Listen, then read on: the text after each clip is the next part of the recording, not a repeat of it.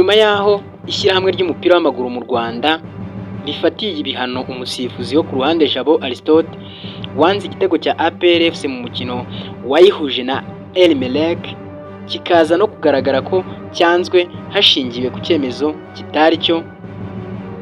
Uri mukino wabereye kuri Stade Amahoro ku cyumweru ku itariki 18 Mutarama 2026 urangira amakipe yombi anganyije ubusa ku busa mu mukino wo ku munsi wa gatanu wa shampiyona y'u Rwanda.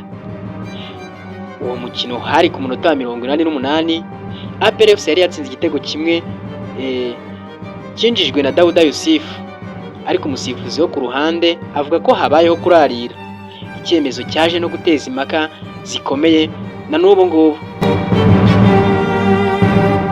Nyuma y'ikirego rero cyatanzwe n'ubuyobozi bwa APR FC ndetse n'igitutu cy'abafana, komisiyo y'imisifurire mu Rwanda yakoze isesengura igaragaza ko igitego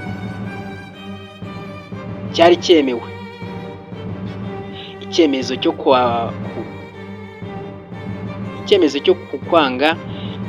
cyo kucyanga cyafashwe kandi hatariho kurarira mu by'ukuri.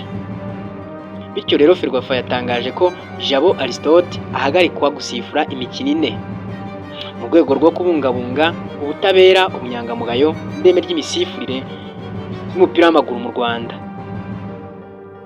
Ibi rero ni ibihano byongeye kuzamura impaka ku ireme ry'imisifurire muri shampiyona y'u Rwanda, cyane cyane mu mikino ihuza amakipe akomeye.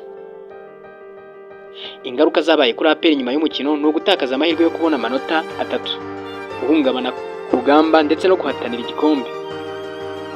Ku rwego rwa Ferwafa, nubwo gufata icyemezo ari intambwe nziza, abasesenguzi bagaragaza ko ibi bihano bikwiriye kujyanwa n'amahugurwa ahoraho ku basifuzi, kandi hakwiye gutekerezwa ikoranabuhanga ry'igihe kizaza mu by'amashusho nka VAR yaza igafata icyemezo. Ku bafana bo bifuza ko imisifurire yaba itabogamye, ibyemezo bifatwa mu mucyo, guhana amakosa bikozwe vuba nk'uko byagenze kuri iyi dosiye. Icyizere ni uko gufata ibi byemezo byashobora gufasha kuzamura icyizere mu mikino ya shampiyona. Ese wowe wabonye umukino cyangwa wumvise amakuru yawo? Iki cyemezo cyafatiwe mu gihe cya nyacyo cyangwa nuko cyafashwe ari icya APR FC, ari ikipe ya APR FC ya Leze? Ese yaba ari pressure kuri imisifurire? Mbwira uko ubyumva muri comment.